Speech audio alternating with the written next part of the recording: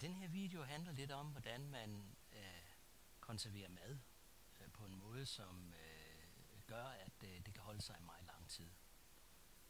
Det her er en teknik, som egentlig er opfundet i Europa i slutningen af 1700-tallet. Napoleon ville gerne have en konserveringsmetode, så han kunne tage frisk mad med til sine soldater og give dem god mad, som var lavet og produceret i Frankrig.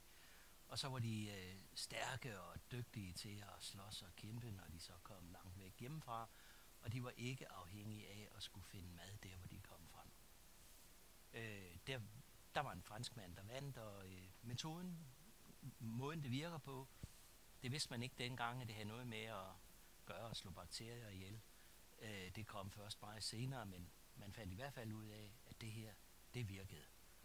Teknikken blev egentlig brugt rigtig meget i Danmark, også og i andre lande under 2. verdenskrig, hvor der var problemer med strøm og opbevaring og altså noget. Teknikken er jo sådan set glemt i dag, hvor man har fryser. Men man kan jo godt forestille sig en situation, hvor der ikke er strøm til fryserne, og man har behov for at langtidsopbevare mad. Teknikken går ud på, at man simpelthen putter maden ned i nogle glas. Jeg bruger her et glas på cirka en halv liter. De hedder populært Mason jars på nettet, og det er jo fordi, at glasset der blev opfundet af en gut, der hed Mason over i USA. Og Mason og Ball gjorde rigtig meget ud af at lave de her glas og promovere dem også til det her formål med at opbevare mad. Det vi har forberedt, det er noget kød, og det er bare en flæskesteg, som er skåret op. Der er cirka 200 gram i hver bunke her. Og så har jeg forberedt nogle grøntsager. Der er nogle løg, nogle hvidløg, der er nogle gulerødder, og så lidt krydderier af egen avl, og lidt champignon. Det skal ned i sådan et glas som det her, og så konserverer vi det bagefter. Efterhånden som vi fylder glassene op og så videre, så ser vi lidt på, hvordan man gør. Apparatet, vi skal bruge til at lave trykkogekonservering med, det står her.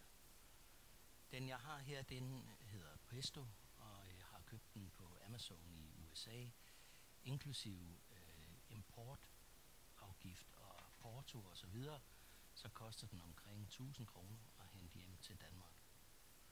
Fidusen er, at man der kan bruge den her trykkoger, den slutter tæt, og trykkogeren kan, når trykket kommer op på 11 psi, kan gøre, at temperaturen herinde bliver lige over 127 grader, og holder man 127 grader i 90 minutter, når der er kød i glassene, jamen så vil alle bakterier være slået ihjel, og så kan det indhold i glasset holde sig ubegrænset. Der er forskellige ting, som man kan kigge på. Der er et manometer her, hvor man kan se, hvad trykket er, og den skal jo ligge lige lidt over 10 her. Så er der en sikkerhedsventil. Hvis det nu er, at trykket bliver for højt, jamen så popper den her ventil, og så kommer trykket ud. Der er en lille sikkerhedsventil her. Når trykket stiger, så rejser denne her sig, og så låser den låget, så man ikke kan tage det af, så længe den her den står åben, og så sikrer den, at man ikke ved en fejl kommer til at lukke låget op. Når man koger, skal man på et tidspunkt, når der er kommet meget vanddamp ud her i 10 minutters tid, så lægger man en vægt på her, og så stiger trykket, og så tilpasser man temperaturen, så trykket bliver omkring 11 på den her skala. Når man skal fylde de her glas, så har jeg lidt bekvemt udstyr. Der er sådan en tragt her, som lige nøjagtigt passer oven i låget her, så man kan hælde madvarerne ned, uden at gøre glassets rand beskidt. Jeg har også sådan en tang her.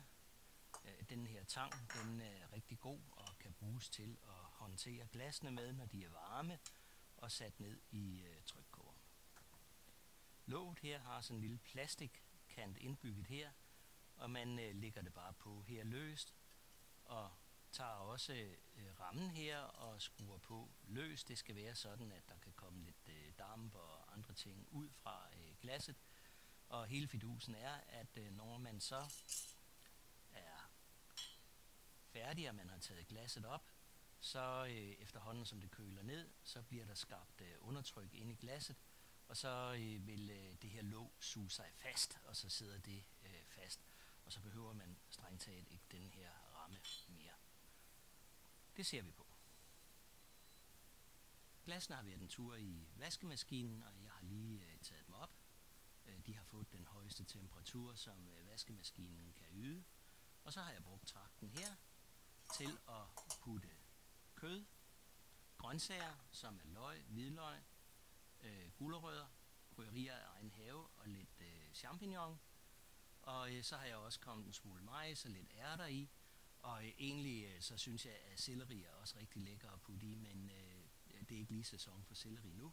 Så derfor så kommer jeg det ikke i her. Men derudover så er de krydret med noget paprika,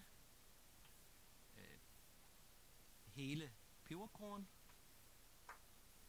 og en skefuld salt. Der er også nogen, der kommer en lille smule bouillon i. Det gør jeg så ikke, men det kunne man godt. Jeg har noget vand, som er opvarmet, og jeg putter vand i cirka herop til. Sådan. Så skal man lige sikre sig, at der ikke er nogen luftbobler dernede, fordi luftbobler de kan godt ødelægge processen lidt og måske få glasset til at springe.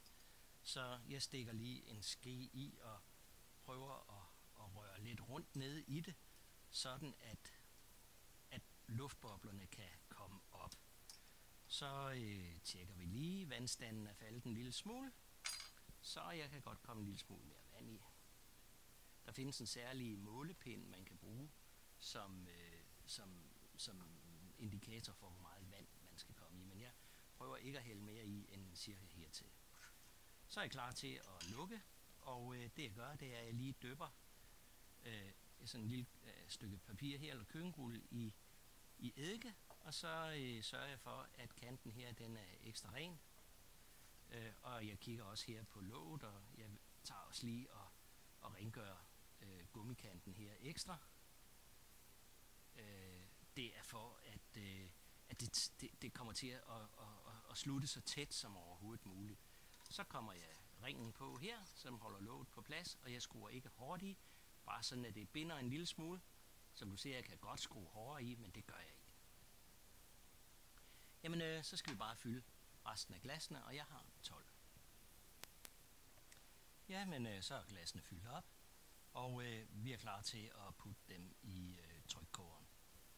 Her i trykkogeren har vi sådan et låg. Det ligger der i bunden, og det forhindrer, at varmen fra komfuret kommer direkte op i glassene.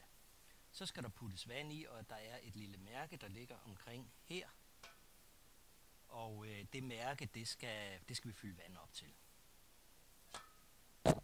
Så er trykkogeren fyldt op, og som I ser, kan der være omkring 18 glas i denne her. Det her hedder egentlig en 21 kvart, så det betyder, at der burde kunne puttes 21 glas ned i den. Men det er kun, hvis det er glas af en speciel type, dem der hedder ball. Det her er en anden type, de er lidt bredere i det, og så passer der cirka 18 af den her type glas ned i. Herovre på låget står der, at man skal sætte pilen på her. Og her på låget er der en lille pil her, og den sætter vi så ud for mærket her. Og så kan vi dreje, og så er gryden forseglet. Og vi er klar til at sætte gang i selve canningprocessen. Selve canningprocessen er nu sat i gang.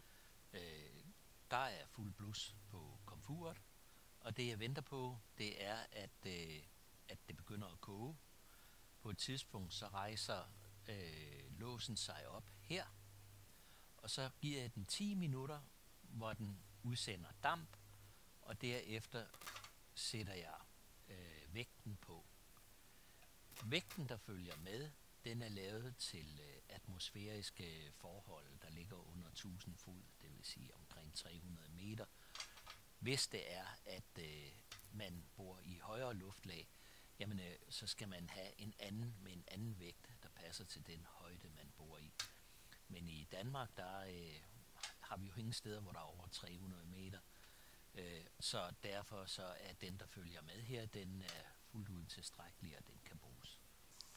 Ja, så har der sket det, at ventilen herover den har rejst sig, og det betyder nu, at der er et godt tryk på vej inde i gryden.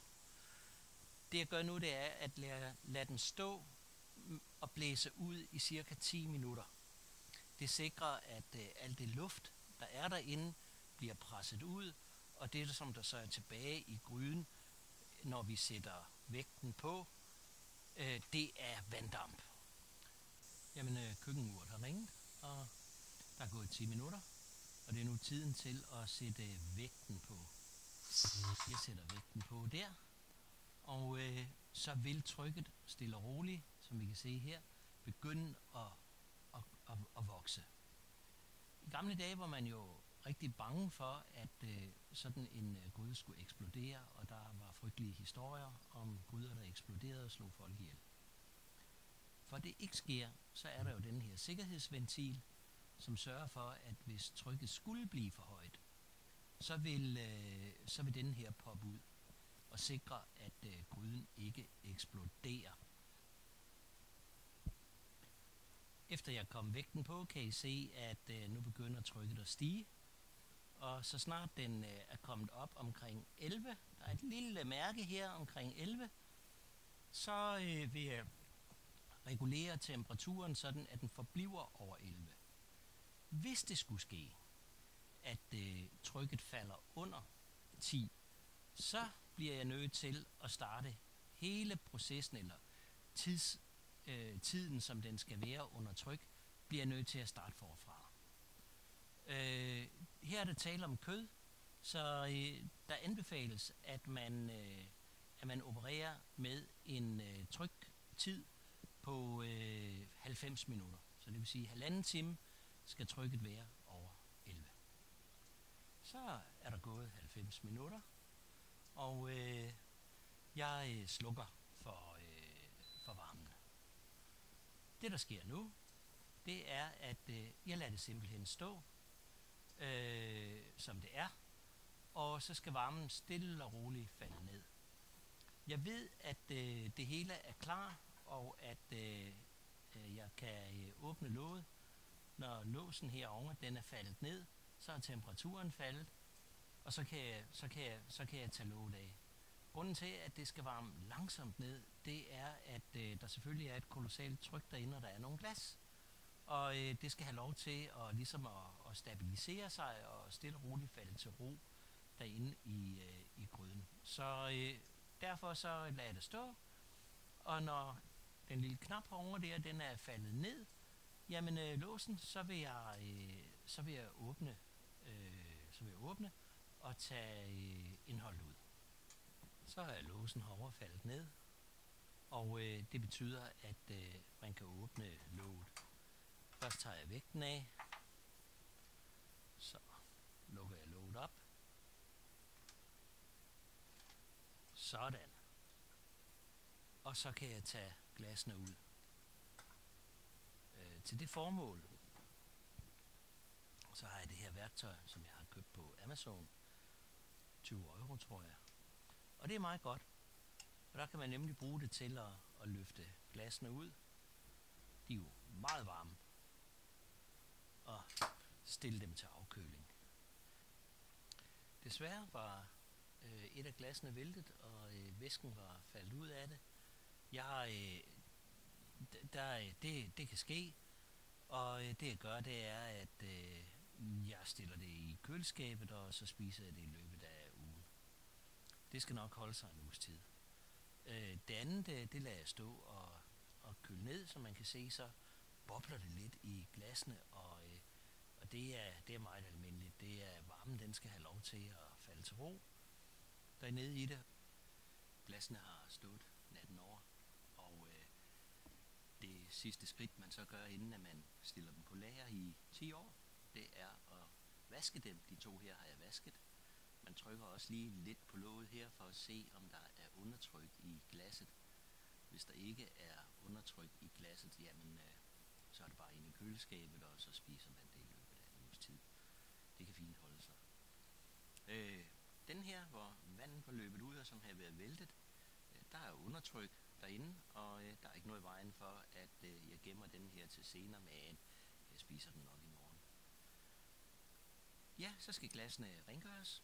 De to her har jeg rengjort. Jeg har taget ringen af her, og så stiller man dem ind på den måde her. Jeg har en kasse, jeg stiller dem i, og så ryger kassen ned i kælderen, hvor der er dejligt køligt, og så kan de få lov at stå der. Tak fordi du kiggede med, og håber det her er noget, der kan inspirere dig til at opbevare mad i rigtig lang tid.